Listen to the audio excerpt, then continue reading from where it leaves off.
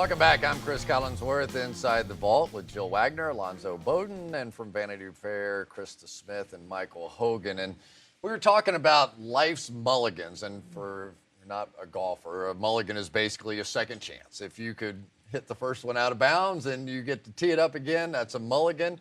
And the interesting thing is, Alonzo, you actually sort of started over, didn't you? Not only did I take a mulligan, I kicked it a few times. I picked it up, dried it off, and placed it where I needed. No, I was an airplane mechanic. That was my first career. A legitimate? I am a licensed A&P mechanic. I started out building stealth fighters for Lockheed that were used in the first Gulf War. I've worked on DC-10s. I worked on private jets. I worked on Malcolm Forbes' jet once. I did that, and then I started training workers and had more fun making them laugh. And I took a comedy writing class. I hit the stage, and I was like, this is it. This is what I'm going to do. It's not just the people that have had a job that they weren't satisfied. The ones that amaze me are the ones like Michael Jordan, when he was the king of all basketball and he wanted to go play baseball, you know, and there are examples of people that have been at the very top of their profession, but somehow they're unfulfilled. How does that happen? Well, I think being at the top of your profession, there's a lot of stress involved with that. There's a lot of competition involved. And, you know, you can lose sight of what you enjoyed about it at the beginning. And so I think that kind of start from scratch thing can really help people gain perspective and find the joy that may have brought them there in the first place, but gets lost along the way as you start getting more into a career mode rather than in a passion mode. Do you think that once they have children, some of that changes? The fulfillment? I think you go fishing for fulfillment. You know, I think that people think that something's going to make them happy, but they have to find something that makes them happy. There has to be some inner happiness. I also think there's a lot of guilt for success too. I think people, how did I make it? What did I do to deserve, you know, 20 million a movie? Or what am I going to do now? Like, when you're in the 20% most successful people in the world, you start thinking, well, okay, what about everybody else? And at that point, you have the resources to actually do something. Okay, so talk about successful people giving it up and try and conquer something else. Scott Neeson was president of 20th Century Fox International. He worked on huge movies like Titanic and X-Men, but he gave it all up to move to Cambodia. Scott now runs the Cambodian Children's Fund, and he's joining us right now live from Cambodia on Skype. Scott, first of all, God bless you for what you're doing in Cambodia, but I have to ask, why did you give up everything you had in Hollywood to go? I still wonder that myself sometimes, but I'd been in the film business all my life, over 20 years. The last few at 20th Century Fox, where I was president international. I'd taken a sabbatical before I started my job at Sony, and while I was in Phnom Penh, a friend took me to a place, a garbage dump outside of the city, and it was just appalling, just terrible circumstances. There were about 2,500 children living or working on the garbage dump, and many had been abandoned there. They'd been left there by parents. It was an appalling condition. And I tried to I moved back. I still started my job. It was taking 1 week a month over here in Phnom Penh. And after 12 months, I realized I had to make a choice between the film business or this life. Did a lot of people try to talk you out of your decision? No, I think a lot of people were glad to see me go, actually. I don't think anyone... No, I'm joking. I think, honestly, most people didn't think I was going to last that long.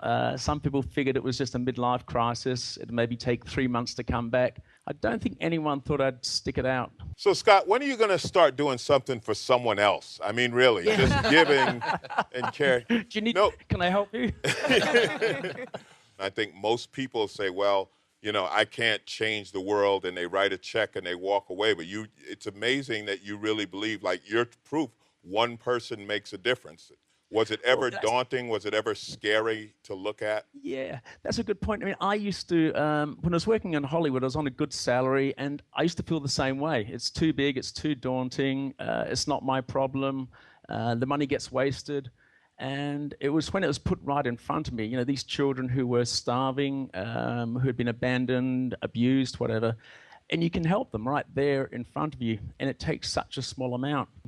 And if I'd known at the very beginning this was what I would have, I would have been terrified. I wouldn't have done it. I think I would have choked. I mean, the original plan was to have 45 children, and now we have, as I say, we have 7 schools, medical centres, water programs, counselling, maternal care. It sort of grew organically from there. Scott, are there things that you missed about your old life, or does it all just seem unbearably shallow now? There's so much I miss. You know, it's Sunday morning over here, and I'd normally be out on my boat with my mates. We'd play some paddle tennis and take the boat out with an ice box full of beer. Oh, yeah, I'd rather be doing that than down a garbage dump in Phnom Penh.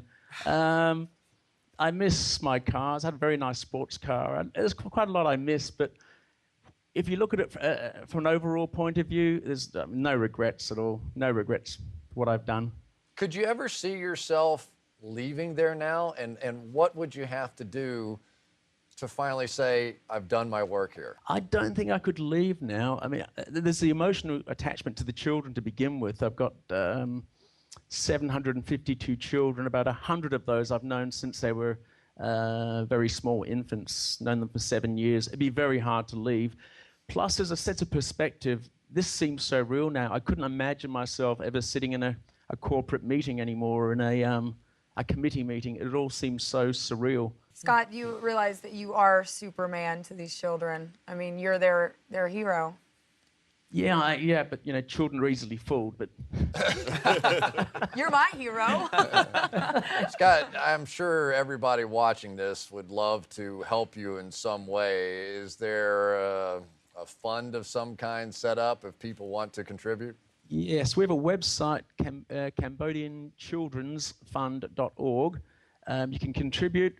We need volunteers with medical background or education background, and we're looking for child sponsors, people who are in the position to be able to sponsor a child and their family, specific child and family, if they have the financial means. So yes, you can certainly help. Well, it is an absolutely remarkable story. We can't thank you enough for taking the time to be with us, and it kind of takes your breath away, and it makes you feel like, oh boy, I've got some work to do in my life at this point. But congratulations, congratulations, and God bless you for all you've done. Thank you. Thank you for your time. More Inside the Vault next. Online right now at InsideTheVault.tv, ask the editor. Top experts from Vanity Fair answering this question. If you were 18 again, what would you do differently? The answers and more exclusive content at InsideTheVault.tv.